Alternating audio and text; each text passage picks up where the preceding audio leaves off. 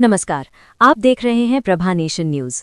आज हम आपको लेकर चलेंगे ओडिशा के मयूरभंज जिले के सुंदरगौरा पंचायत के लक्ष्मीपुर गांव में, जहां आज भी गरीब और बुजुर्ग लोगों तक ना तो पेंशन योजना पहुंच पाई है और ना ही उन्हें रहने के लिए पक्का घर मिल सका है।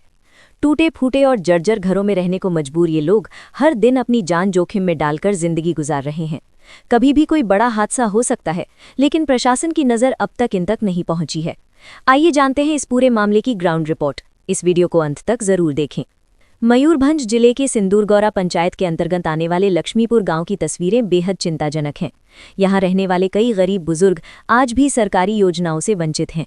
ना तो उन्हें वृद्धावस्था पेंशन मिल रही है और ना ही प्रधानमंत्री आवास योजना या अन्य किसी आवास योजना का लाभ मिल पाया है। मजबूरी में ये लोग टूटे फूटे, कच्चे और खतरनाक घरों में रहने को मजबूर हैं। बारिश हो या तेज हवा, हर समय उनके सिर पर खतरा मंडराता रहता है। स्थानीय लोगों का कहना है कि उन्होंने कई बार प्रशासन से गुहार लगाई, लेकिन अब तक कोई ठोस कदम नहीं उठाया गया है। यदि समय रहते इन गरीब परिवारों को आवास और पेंशन जैसी मूलभूत सुविधाएं नहीं मिली, तो किसी भी दिन कोई बड़ी दुर्घटना घट सकती है। लोगों की मांग है कि प्रशासन जल्द से जल्द उनकी स्थिति पर ध्यान दे और उन्हें सुरक्षित रहने के लिए पक्का घर उपलब्ध कराया जाए। तो ये थी लक्ष्मीपुर गांव से हमारी खास रिपोर्ट, जहां आज भी लोग मूलभूत सुविधाओं के लिए संघर्ष कर रहे हैं। क्या प्रशासन इनकी आवाज सुनेगा? क्या इन गरीब बुजुर्गों को उनका हक मिल पाएगा? ये देखना बेहद जरूरी होगा। अगर आपको हमारी ये रिपोर्ट महत्वपूर्ण लगी हो तो वीडियो को लाइक करें, शेयर करें और चैनल को सब्सक्राइब करना ना भूलें। आप देख रहे थे प्रभा नेशन न्यूज। धन्यवाद। आपनको नाटा कौन झालो सिंह आओ भत्ता पाइले नाम पाई विधवा भत्ता कि ये ना। भत्ता किछि पाइना किछि पाई घर घर घर भी पाई घर भी पाइन ना केमती घरे रहउछंती छोटा घर एजबेस्टर घर एजबेस्टास घरे रहउछंती जब जाऊ घर सते कंडीशन भल नै हां एते भल नै नुआ घर मिलले भल होंता हां आ ठीक अछि आपनको नाटा कोन बारी सिंह बारी सिंह आपण एठी घर पाइचंती ना आ भत्ता भोता भी अच्छा आपण केवल वार्धक्य भत्ता पाइबा उपयुक्त ना विधवा भत्ता भी अछि आपण विधवा लोक नु कि किछि पाई नहीं किछि भी पाइना घर भी पाइना ना तबे बहुत दुखर कथा जहाँ को आमे पचारछु कौन प्रकार ना वार्धक्य भत्ता ना विधवा भत्ता ना घर किछि ना प्रकार ना मिल वो भोता पाई नहीं भत्ता अप्लाई करचंती ମୁଁ ଥରେ ଆପ୍ଲାଏ କରିଥିଲା ଆଉ କାଇଁ ଏତେ ଦିନ ହେଲା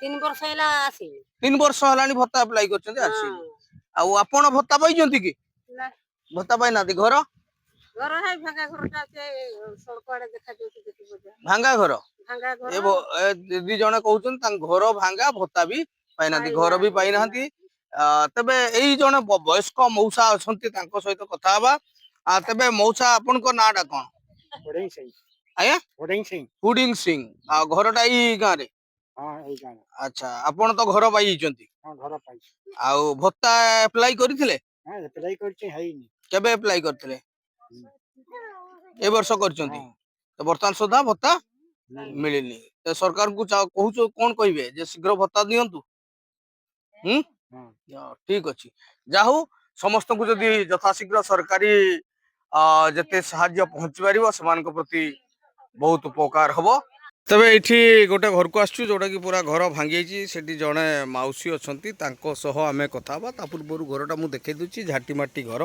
भांगी अच्छा आपन को नाटा कोन सुकुरु सिंह सुक्रू सिंह ए एमती घरे रहउछंती हां किसे करबे विधवा जाऊ विधवा लोक अच्छा एटा टिकट जगह ना खास टिकट जगह टिकट जगह आपण प्रधानमंत्री आवास योजना पाई कौन सी घर पाई किछि नै म सरकार नहीं नहीं आपण अप्लाई करथिले कि ना अप्लाई कई करनहती ना अप्लाई करथिले जे सेटा हेलानी की पाई हलानी को के जा ऑनलाइन छोइटे की हला आंकर काई की हलानी आंकर काई की हलानी भाई अप्लाई करथिले सेटा तो हेलानी नमस्कार आपनकर परिचयटा परिचय मोर मु अजय कुमार देवी एबीडीओ समाज तबे आमे तो गोटे आज इनफॉरमेशन दलु जे गोटे गाँव रे भली अवस्था होती जो घर भांगी होती बहुत वार्धक्य अवस्थार लोक जो मैंने से मैंने भत्ता पाई ना कि विधवा लोक भत्ता पाई ना तेबे किछि बेले बेले एमती हुए प्रायोरिटी दृष्टि भी किछि साहाय्य करा जाई थाए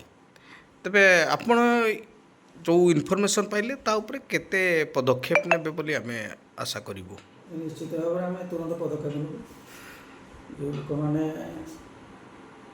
ଯୋଗ୍ୟ ଲୋକ ଯଦି ବଞ୍ଚିତ ହୋଇଥାନ୍ତି ଏ ତୁରନ୍ତ ପଦକ୍ଷେପ ନେଇକି ଆମେ ତାଙ୍କୁ ଯେଉଁ ତାଙ୍କର ଉପଯୁକ୍ତ ପ୍ରାପ୍ୟ ପାଇବା କଥା ଆମେ ସହଯୋଗ କରିବୁ। ଯଦି ଘର କିଏ ପାଇନାହାନ୍ତି ଆଉ ରହିଯାଇଛନ୍ତି କି ଆମ ପାଖରେ